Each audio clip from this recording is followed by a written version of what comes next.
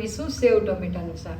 સેવ ટમેટાનું શાક છે, તમે ગમે ત્યાં જાઓ જમવા તો સેવ ટમેટાનું શાક પહેલાં જ હોય. તો જો આપણે કઢાઈમાં તેલ મૂકી દીધું છે અને સેવ ટમેટાનું શાક છે ને નાના બાળકોથી માંડી અને મોટા વડીલોને બધાને ભાવતું હોય છે. તમે ગમે તે હોટલમાં જાઓ તો જે સેવ ટમેટાનું શાક તો હોય, તો બાળકો છે એ સેવ ટમેટાનું શાક જ વધારે મંગાવતા હોય છે. તો આપણે તેમાં રાઈ એડ કરશું, તેમજ જીરું,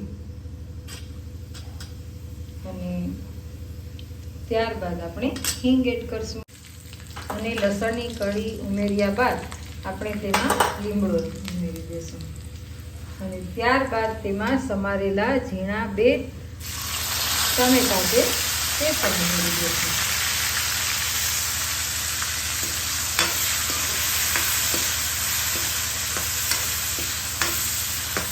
સારી રીતે તેને આપણે ચડવા દઈશું.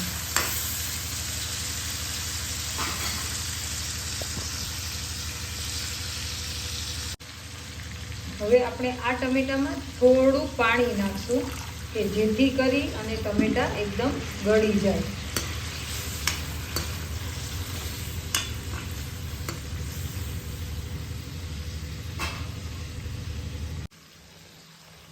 જો ટમેટા ગળવા આવ્યા છે.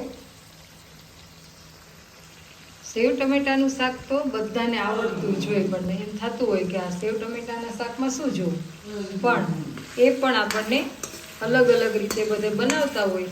કેમ કે સેવ ટમેટામાં અત્યારે સેવ નાખી દે અને પછી એ સેવને હલાવી અને થોડી ચડી જાય તેલમાં, પછી પાણી નાખતા હોય છે.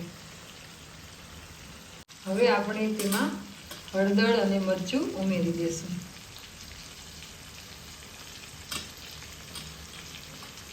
તીખું ખાતા હોય એ પ્રમાણે રાખવું. પછી ખાંડ છે એ પણ ગળાશ ખાતા હોય એ પ્રમાણે ઉમેરવું. અમે ગળાશ થોડી વધારે ખાઈએ છીએ શાકમાં. અને નમક નાખવું.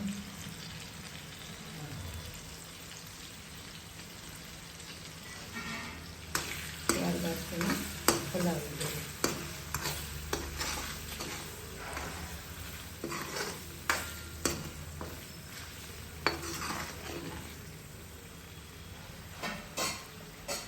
હવે આપણે તેમાં પાણી એડ કરશું, કે જે રસો.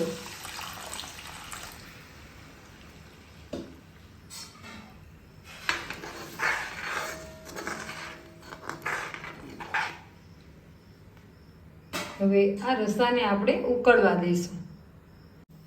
જુઓ, હવે રસો છે એ ઉકળવા લાગ્યો છે અને આપણે તેમાં સેવ ઉમેરી દઈશું. સેવ હંમેશા છે ને સેવ હંમેશા જમવા બેસવું હોય ને ત્યારે જ ઉમેરવાની, જેથી કરી અને એમાંથી રસો નહીંતર લોંદા જેવી થઈ જાય અને રસો બળી જાય, બધો અંદર શોષાઈ જાય છે. એટલે સેવ પછી જ ઉમેરવી અને 2-3 ઉફાણા લઈ અને પછી ગેસ બંધ કરી દેવો.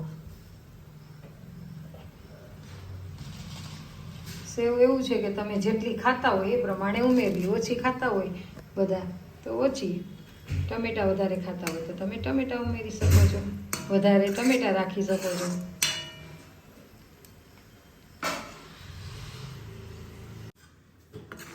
અને આપણે હવે ગેસ કરી દીધો છે બંધ અને થોડી વાર રહેવા દેશું એટલે રસો છે એ પણ ઘટ થઈ જશે.